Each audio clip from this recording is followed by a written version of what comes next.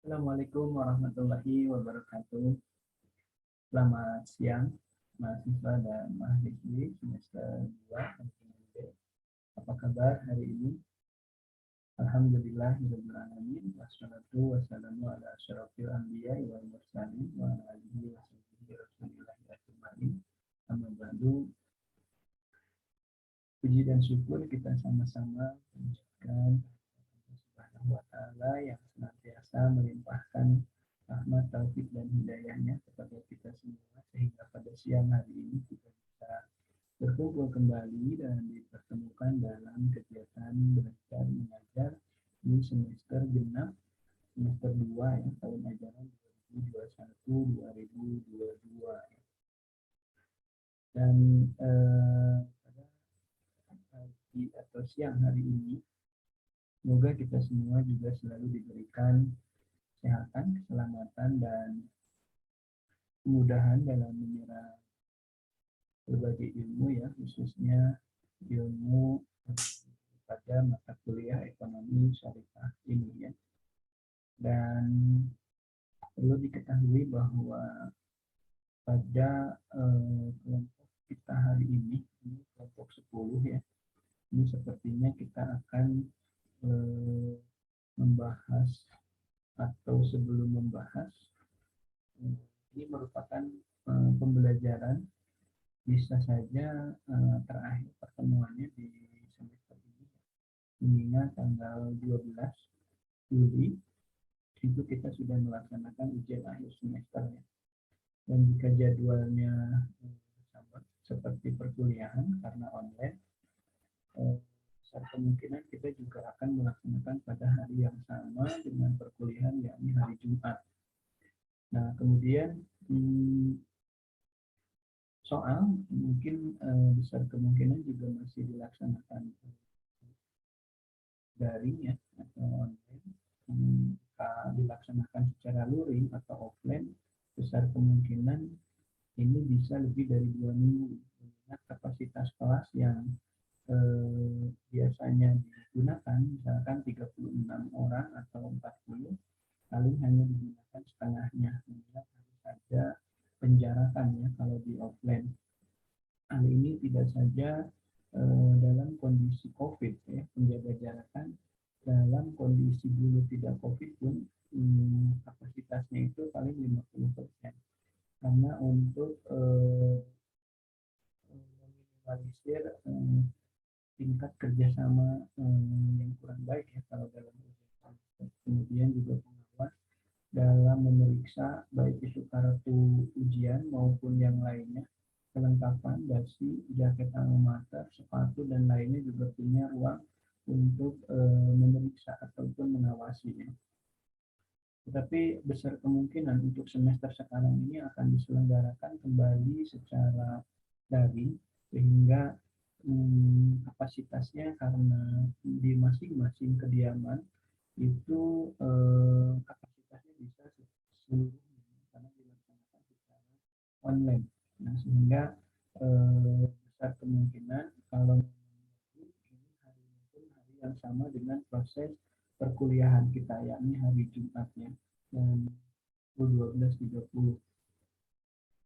Nah selanjutnya untuk beberapa soal kemungkinan ini yang keluar ini adalah pada saat tutorial video seperti ini besar kemungkinan akan muncul pertanyaan, kemudian hasil diskusi dalam setiap pertanyaan yang disampaikan oleh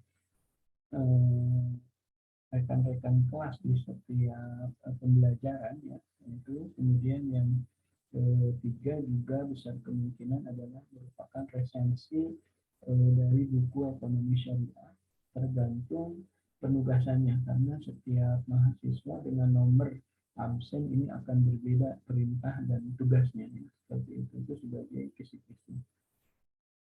Nah, selanjutnya pada hari ini juga salawat serta salam tidak lupa semoga tetap dicurahkan kepada baginda kita Habibana wa Nabiyyina Muhammad SAW, kepada keluarganya, sahabat-sahabatnya, tabi'in serta seluruh umatnya yang selalu taat patuh terhadap ajaran beliau Jadi mahasiswa dan mahasiswi semester 2 minggu SD yang Bapak banggakan, pokok bahasan pada hari ini eh, merupakan eh,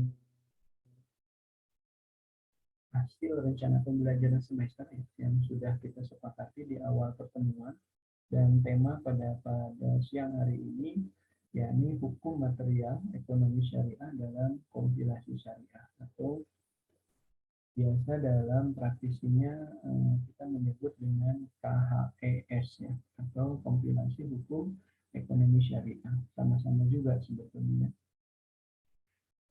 Kompilasi hukum ekonomi syariah ini merupakan peraturan yang normatif yang berisi pasal-pasal, kemudian juga beberapa normatif yang mengatur tentang hukum muamalah, dari mulai hukum perkawinan, kemudian juga bab waris dan lain sebagainya, termasuk ekonomi ya, termasuk ekonomi. Nah, yang nanti akan kita pelajari tentu saja mensplit pasal pada kompilasi hukum ekonomi syariah ini adalah tentang ekonomi syariah. Jadi tidak membahas tentang bab waris, zakat, infak, sedekah. Kalau zakat, infak, sedekah mungkin agak sedikit dibahas ya, kaitannya dengan prinsip transaksi syariah dengan prinsip kebajikan. Itu di situ ada infak, sedekah, kemudian ada kode ya, kaitannya dengan pinjaman atau pinjaman kebajikan. Nah, kemudian dalam kompilasi hukum ekonomi syariah ya, yang kita pelajari nanti tentu saja adalah kaitannya dengan ekonomi ya. Tidak membahas tentang perkawinan, kemudian tidak membahas tentang bab waris ya, tetapi yang kita bahas adalah tentang transaksi-transaksi dalam tijarah ataupun takaful ya, seperti itu. Nah, kompilasi hukum ekonomi syariah tadi berisi normatif-normatif ya, berupa pasal-pasal kurang lebih 780-an pasal. Nah, cuma yang kita pelajari adalah pasal-pasal tentang ekonomi syariah, tidak membahas yang tadi seperti yang saya sampaikan tentang waris atau yang lain sebagainya. Nah, kemudian kompilasi hukum ekonomi syariah ini di apa ya istilahnya disampaikan atau keluar ini sebagai respon ataupun upaya ya atas perkembangan dalam hukum muamalah, terutama dengan transaksi-transaksi tijarah yang syariah, terutama dalam praktiknya di lembaga keuangan. Jadi ini merespon tentang perkembangan ya semua. Nah, zaman dulu mungkin berbeda ya perkembangannya dengan sekarang, termasuk juga dalam perkembangan transaksi secara syariah pada akad jual beli misalkan. Dulu tidak ada ya yang namanya bisnis online. Hari ini bisnis ini virtual berkembang pesat ya. Nah, bagaimana dengan memenuhi kaidah syariah termasuk dalam rukun dan syarat, di mana dalam rukun harus memenuhi adanya satu penjual, pembeli, kemudian barang, harga, kemudian sigot, ijab kabul, jadi serah terima. Nah, kalau zaman dulu ya kita beli misalkan manual, ada pembeli ada penjual, sigotnya bisa kita ucapkan langsung, misalkan saya serahkan uangnya, saya terima barangnya, semoga berkah dan manfaat. Kemudian kata penjual, saya terima uangnya, saya serahkan barangnya, semoga bermanfaat dan berkah, misalkan seperti itu. Nah, di zaman sekarang ini sudah agak susah sigot ini diucapkan secara langsung ya, mengingat seperti yang sudah saya sampaikan bahwa bisnis hari ini berkembang sangat luar biasa pesat, terutama pada perkembangan bisnis online ya, bisnis online. Nah, seperti itu ya. Nah, bagaimana kita mengetahui bahwa barang ini kan belum kita simak, belum kita saksikan, artinya tidak di hadapan kita, walaupun memang ijma qiyas para ulama sudah membolehkan karena ada spesifikasi dan ukuran ya yang kita pahami, baik itu dalam bentuk katalog ataupun yang lainnya. Nah, justru karena ada perkembangan dalam hukum muamalah ini, maka kompilasi hukum ekonomi syariah ini keluar gitu ya secara normatif ya dari Majelis Ulama Indonesia, baik itu tadinya awalnya berupa fatwa-fatwa, kemudian dijadikan sebuah normatif peraturan kompilasi hukum ekonomi syariah. Nah, kenapa kompilasi? Karena tadi tidak hanya ekonomi syariah ya.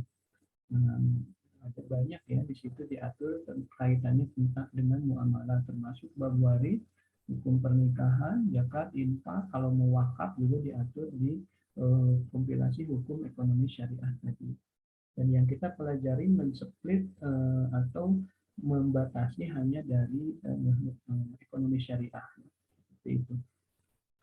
Nah, sehingga bahwa kompilasi hukum ekonomi syariah ini muncul atau keluar itu merespon perkembangan eh, ekonomi syariah dalam perkembangannya atau dalam prakteknya di lembaga keuangan syariah, dan perlu memerlukan payung hukum. Walaupun secara hadis, secara eh, teknik ataupun secara fikih ya sudah tidak artinya tidak memerlukan hukum normatif, tetapi karena kita ada di negara yang memang negara hukum, semua harus ada normatifnya, maka kompilasi hukum ekonomi syariah ini menjadi normatif secara hukum positif ya, artinya di atau kenegaraan seperti itu. Sebetulnya tanpa kompilasi hukum ekonomi syariah, syiar-syiar syariah asal tidak bertentangan dengan apa yang ada dalam Al-Quran, hadis, dan ijma kias para ulama, sebenarnya sudah sah ya. Gitu. Tetapi karena kita prakteknya memiliki lembaga keuangan syariah seperti perbankan, insuran, reksadana, dan kita berdiri ada di sebuah negara, maka perlu payung hukum ya untuk melaksanakan bahwa lembaga keuangan syariah ini ada dasar badan hukum, badan usaha atau yang lainnya, ya, sehingga legal. Nah, makanya ada kompilasi hukum ekonomi syariah sebagai payung hukum dari pelaksanaan baik yang berkembang maupun yang masih sesuai fikih muamalah asal tentang kegiatan-kegiatan lembaga keuangan syariah dalam prakteknya. Ini perlu ada payung hukum. Sebenarnya tanpa ada payung hukum ini pun sebetulnya ya sudah sangat sah bahwa payung hukumnya ya Al-Quran, hadis, kias, ijma para ulama. Tapi seperti yang tadi saya bilang bahwa lembaga keuangan syariah apapun yang ada di negara kita ya perlu ada payung hukum, sehingga negara ulama Indonesia, kemudian Mahkamah Agung dan lainnya ya, dan DPR mengeluarkan aturan normatif walaupun belum berbentuk undang-undang, tapi di sini sifatnya mungkin peraturan, sifatnya mungkin fatwa dalam bentuk kompilasi hukum ekonomi syariah itu ya. Jadi ini ya sebagai payung hukum di negara ini seperti itu. Nah, untuk bagaimana lebih jelasnya tentang hukum material ekonomi syariah dalam kompilasi syariah, atau kita biasa di praktisi menyebut sebagai kompilasi hukum ekonomi syariah ya, itu kompilasi ada berbagai hukum syariah muamalahnya. Nah, cuma sekali lagi pembelajaran di mata kuliah ini tentu saja men-split pasal-pasal yang berhubungan dengan ekonomi syariah ya. Baik, seperti apa lebih jelasnya tentang kompilasi hukum ekonomi syariah, saya kira hari ini kelompok 10 ya di kelas B ini sudah siap untuk menyampaikan hasil pembahasan materi kepada kita semua. Saya kira rekan Anissa, kemudian Cici, kemudian Hikmah, dan Tati Nurhayati hari ini sudah siap di hadapan kita untuk menyampaikan isi materi yang sudah dikerjakan dan didiskusikan oleh kelompok 10 ini. Saya juga ke belakang dulu, tetapi tetap menyimak, dan pada kelompok 10 saya kira langsung saja ya dipersilahkan. Assalamualaikum warahmatullahi wabarakatuh. Selamat siang, salam sejahtera bagi kita semua. Sebelumnya Selanjutnya saya ucapkan terima kasih kepada dosen pengampu mata kuliah pada hari ini, yaitu Bapak Sukmayadi SEMM, dan rekan-rekan semua yang telah memberikan kesempatan kepada kelompok kami untuk bisa melakukan presentasi kelompok pada hari ini. Saya Anissa Syama Insani Putri, bertugas sebagai moderator presentasi kelompok 10 pada hari ini, yang dimana kelompok kami membahas mengenai hukum material ekonomi syariah dalam komunikasi syariah.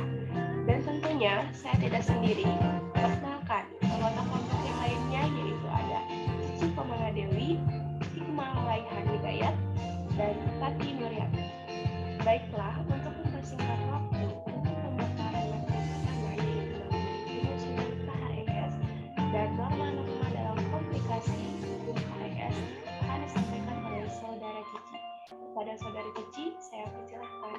Baik, saya Cici Komala Dewi. Di sini saya akan membahas sekilas tentang penyusunan KHES atau kompilasi hukum ekonomi syariah.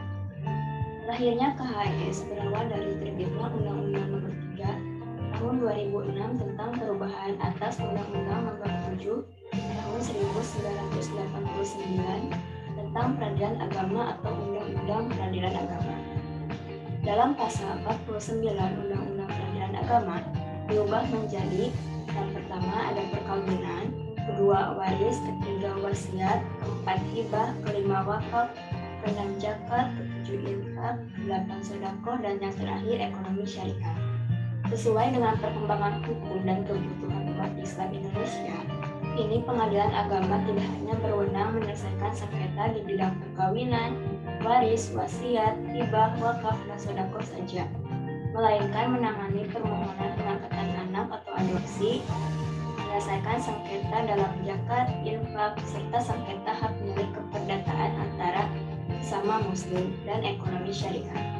Setelah Undang-Undang Nomor 3 Tahun 2006 diundangkan, maka Ketua Mahkamah Agung membentuk tim penyusunan KHES berdasarkan surat keputusan nomor KIA-97-SK-10-2006 tanggal 20 Oktober 2006 yang diketuai oleh Profesor Dr. Haji Abdul Manan, SH, SIP, MHum. Tugas dari tim tersebut secara umum adalah menghimpun dan mengolah bahan atau materi yang diperlukan, menyusun draft naskah, menyelenggarakan diskusi dan seminar, yang mengkaji draft naskah tersebut dengan lembaga, ulama, dan para pakar, menyempurnakan naskah dan melaporkan hasil penyusunan tersebut kepada Ketua Mahkamah Agung Republik Indonesia. Jika melihat dari norma-norma yang dibentuk dalam KHES atau kompilasi hukum ekonomi syariah, jelas terlihat bahwa hampir 80% atau sekitar 653 pasal dalam 796 pasal atau pasal 20 sampai pasal 674 KHES membahas norma yang berkaitan dengan akad. Dari ketentuan tersebut, ketentuan fatwa-fatwa DSN MUI menjadi salah satu norma yang banyak diadopsi. Adopsi ketentuan dalam fatwa DSN MUI dalam KHES atau kompilasi hukum ekonomi syariah pada prinsipnya merupakan suatu hal yang tidak dapat dinafikan.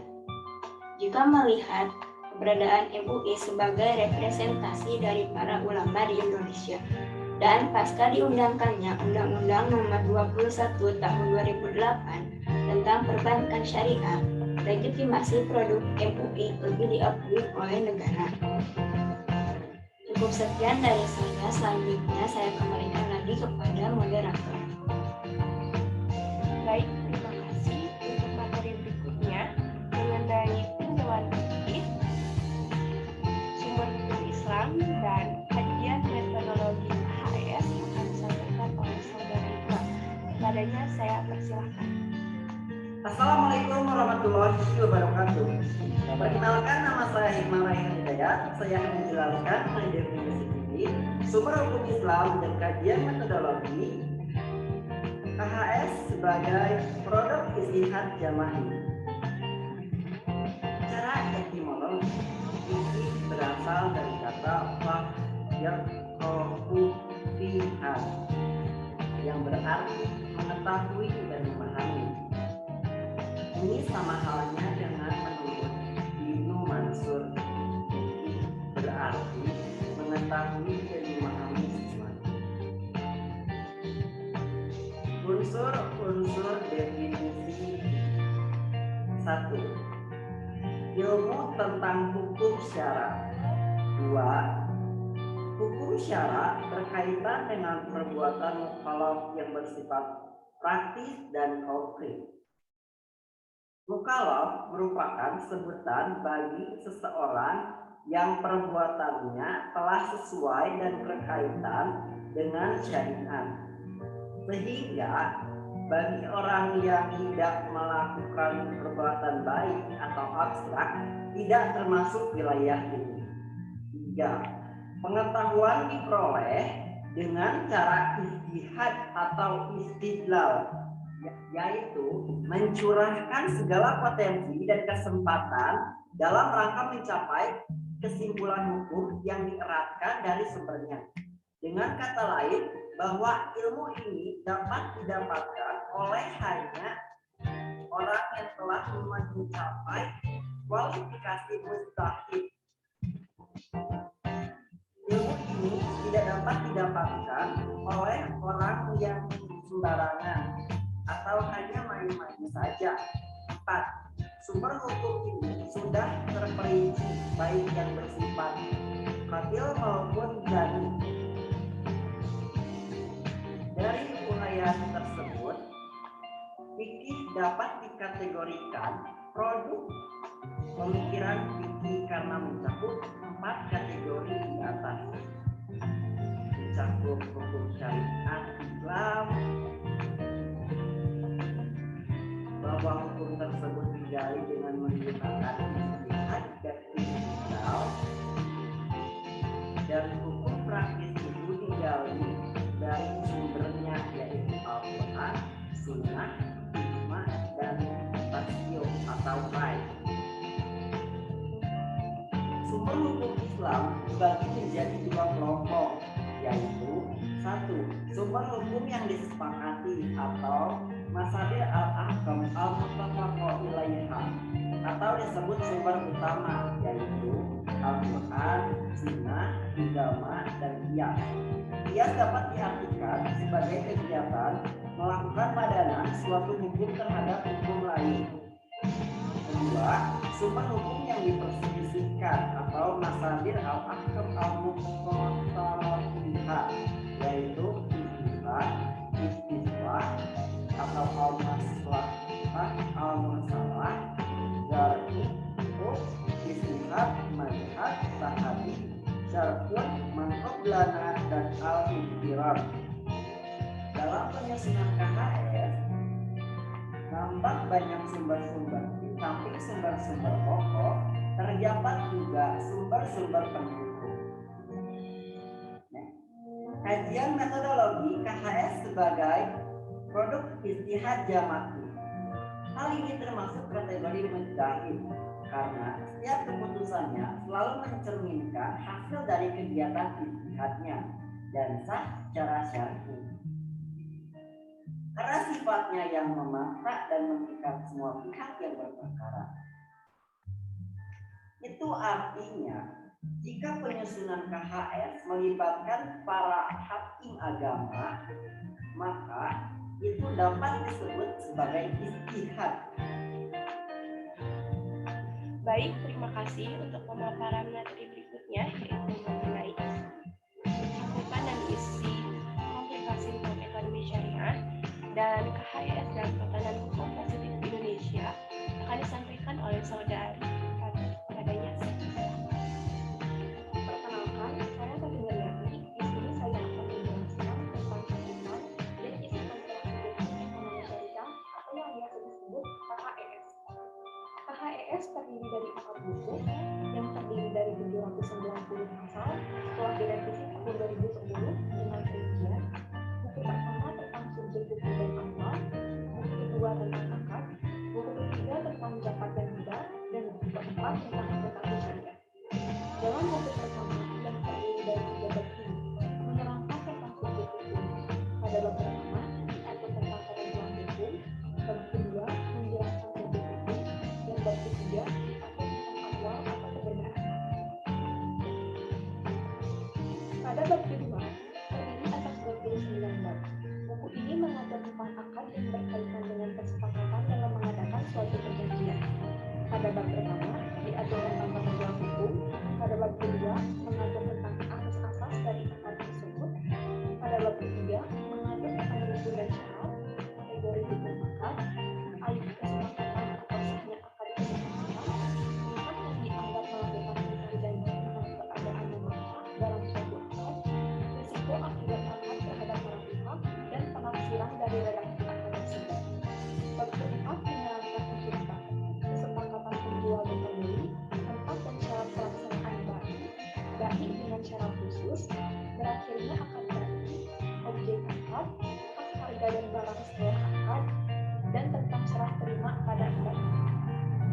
Bab 5 membahas tentang akibat bai salam, bai istisna, bai yang dilakukan oleh orang yang menderita sakit keras, bai al-wafa, bai al-murabahah, dan konversi akad murabahah. Bab 6 membahas tentang akad syirkah, bab 7 membahas tentang syirkah tahlil, bab 8 mengupas tentang mudharabah, bab 9 membahas tentang mujaroah dan musaqah, bab 10 membahas tentang khiyar, bab 11 membahas tentang ijarah, bab 12 membahas tentang kafalah, bab 13 membahas tentang hawalah atau pengalihan utang, bab 14 membahas tentang kan atau badai, bab 15 membahas tentang wadihah, bab 16 membahas tentang gos dan iklan, bab 17 membahas tentang wakalah, bab 18 membahas tentang sul atau perjanjian, bab 19 membahas tentang pelaksanaan, bab 20 membahas tentang takmin atau asuransi, bab 21 membahas tentang obligasi syariah mudharabah, bab 22 membahas tentang reksadana, bab 23 membahas tentang reksadana syariah, bab 24 membahas tentang sertifikasi Bank Indonesia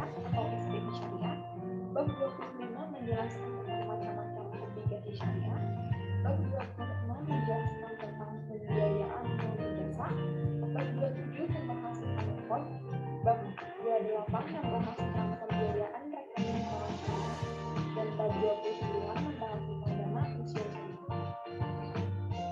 Buku ketiga membahas tentang zakat dan hibah, sedangkan pada bab 4 membahas tentang zakat, mulai dari rukun atau penerimaannya, persyaratan akad hibah, menarik kembali hibah, dan hibah orang yang sedang sakit. Buku keempat membahas tentang akuntansi syariah, yang membahas tentang cakupan akuntansi syariah, akuntansi piutang, akuntansi pembiayaan, akuntansi kewajiban, akuntansi investasi tidak terkait, akuntansi ekuitas, dan beberapa membahas tentang akuntansi bisnis dan ekspor. Kompilasi hukum ekonomi syariah dalam profesi hukum dianggap sebagai salah satu bentuk produk ijtihad jamaah atau kolektif. Metode ijtihad ini dapat melihat menggunakan beberapa metode, yakni pertama metode interpretasi linguistik yang titik tekannya berada pada interpretasi Al-Quran dan Hadis. Kedua, metode kausasi yang berupaya untuk mengkonversi hukum terhadap kasus-kasus yang tidak ada teks hukum. Yang ketiga, penyelarasan, di mana berupaya untuk menyelaraskan dalil hukum yang mungkin secara jujur bertentangan satu sama lain. Jika merujuk pada subjek yang dianggap dapat melakukan interpretasi hukum, Syamsul Anwar menyebutkan hal tersebut terdiri atas dua institusi interpretasi hukum yang berbeda satu sama lain. Pertama, peradilan yang interpretasi terhadap hukum syariah bersifat formal dan mengikat, serta hakim selaku aparat negara. Kedua, fikih atau fatwa yang interpretasi hukumnya bersifat non-formal dan tidak mengikat atau persuasif. Aparatnya adalah mufti, di mana institusinya dapat berbentuk resmi dan formal. Berdasarkan pendapat di atas, maka dapat dipahami bahwa keberadaan KHES pada prinsipnya secara jelas merupakan produk yang diambil fatwa. Akan tetapi, dapat diduga juga dimungkinkan merujuk jurisprudensi dalam best practice yang digunakan sebagai pertimbangan yang diambil oleh Pusat Kajian Ekonomi Islam Internasional yang diadopsi dalam KHES. Pemaknaan hukum agama dan hukum nasional. Kelembagaan hukum Islam di Indonesia umumnya tidak pernah terlepas dari tiga sistem hukum yang diambil oleh masyarakat Indonesia, yaitu pertama hukum sipil kedua hukum adat, ketiga hukum Islam. Dari berbagai cara tersebut, pembentukan undang-undang dan putusan pengadilan agama yang secara tegas memiliki legal binding terkait fatwa dan putusan pengadilan, sebagaimana telah disebutkan sebelumnya, dapat mengakomodir interpretasi hukum sebagaimana disebutkan oleh Syekh, yaitu pertama, peradilan dan interpretasinya terhadap hukum syariat bersifat formal dan mengikat, serta hakim selalu merupakan aparat negara. Kedua, hak atau fatwa yang interpretasi hukumnya bersifat non-formal dan tidak mengikat atau persuasif. Aparatnya adalah bukti, di mana kelembagaannya dapat dibentuk preskrip dan hak. Hal ini juga jelas terkembalikan ketentuan pasal 29 Undang-Undang Nomor 21 Tahun 2008 tentang perbankan syariah di mana fatwa BSN MUI dalam perbankan syariah dituangkan dalam peraturan Bank Indonesia. Kompilasi hukum ekonomi syariah dalam tatanan hukum positif di Indonesia. Dalam tatanan perundang-undangan di Indonesia, FA diberikan delegasi kewenangan oleh undang-undang untuk menerbitkan suatu peraturan yang berfungsi sebagai pengisi kekosongan ataupun pelengkap kekurangan aturan terhadap hukum acara demi memperlancar penyelenggaraan peradilan. Sejak pertama kali diterbitkan pada tahun 1956, berdasarkan delegasi kewenangan yang diberikan oleh pasal 131 Undang-Undang Nomor 1 Tahun 1950 tentang MA Republik Indonesia, peraturan yang dikeluarkan berdasarkan delegasi kewenangan itu dinamakan Peraturan Mahkamah Agung atau Perma.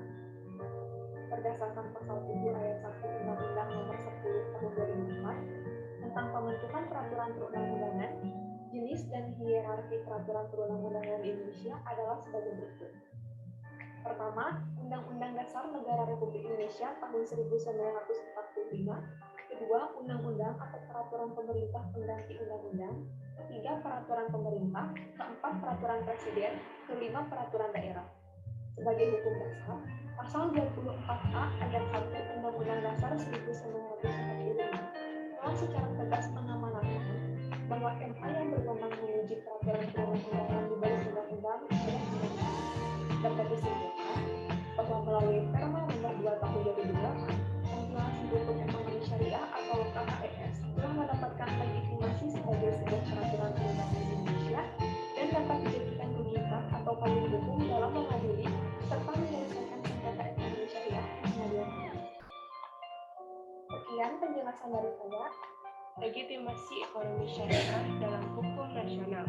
Menurut pandangan penulis dari buku Ekonomi Syariah Islam menjelaskan bahwa legitimasi peraturan syariah Islam secara general dalam ranah global jauh lebih menarik dibandingkan melihat berbagai kajian administrasi hukum Islam lain seperti hukum keluarga. Hal ini dikarenakan dalam berbagai laporan perkembangan ekonomi dan keuangan Islam di dunia, banyak negara-negara minoritas Muslim seperti Britania Raya, Amerika Serikat, dan Singapura yang mengadopsi keuangan dan perbankan syariah di negara masing-masing. Kedudukan KHES dalam peraturan perundang-undangan nasional. Keberadaan KHES hingga saat ini menjadi salah satu pedoman yang digunakan oleh hakim untuk memutuskan sengketa ekonomi syariah sebagaimana ditegaskan dalam pasal 1 Perma Nomor 2 Tahun 2008 tentang KHES. Kedudukan KHES ini dalam tertib peraturan perundang-undangan tidak dapat dilakukan secara apple to apple, dianggap sebagai dengan Fatwa DSN MUI 60 Pasal 26 Undang-Undang Nomor 21 Tahun 2008 tentang perbankan syariah. Hal ini sejalan dengan pemberlakuan buku 2 Pedoman Pelaksanaan Tugas dan Administrasi Pengadilan dinyatakan dalam bagian 2 Teknis Peradilan dalam Hukum Material bagi peradilan agama dan mahkamah syariah, salah satunya adalah KHES ini. Salah satu kelemahan KHES yaitu terletak di dalam payung hukum yang memberikan legitimasi atas keberadaan KHES tersebut. Hukum material dalam sengketa ekonomi syariah KHES dinyatakan cukup lemah, meskipun dalam pasal 2 Perma Nomor 2 Tahun 2008 tentang KHES tegas dinyatakan bahwa tidak mengurangi tanggung jawab hakim dalam menemukan hukum untuk menjamin keputusan yang adil. Dalam pasal 26 ayat 3 dinyatakan tegas bahwa fatwa sebagai sebagaimana yang dimaksud pasal 26 ayat 2 dituangkan dalam peraturan Bank Indonesia.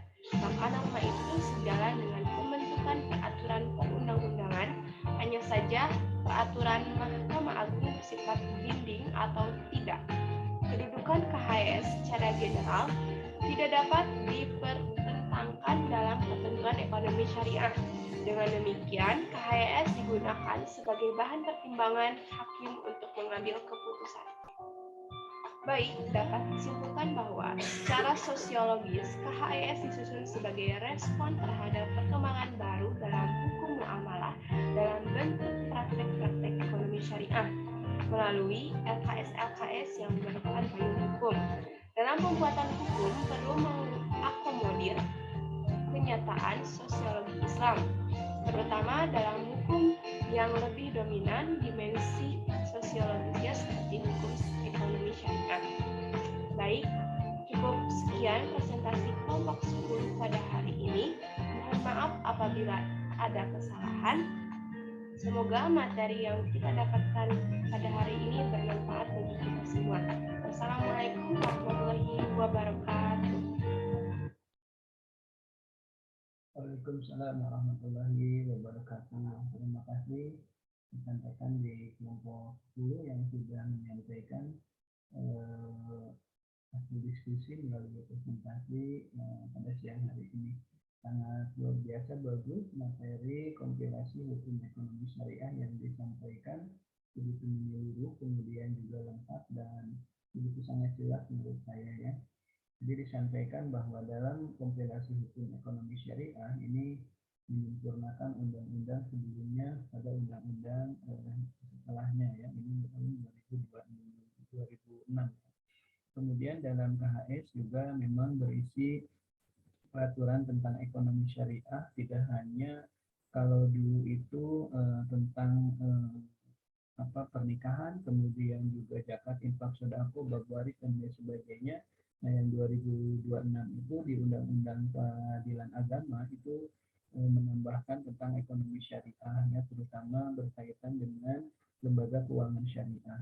Kemudian di KHS itu juga disampaikan tentang tadi ya, per bab 1, bab 2, bab 3, bab 4 berisi tentang transaksi dan fikih dari setiap produk ya.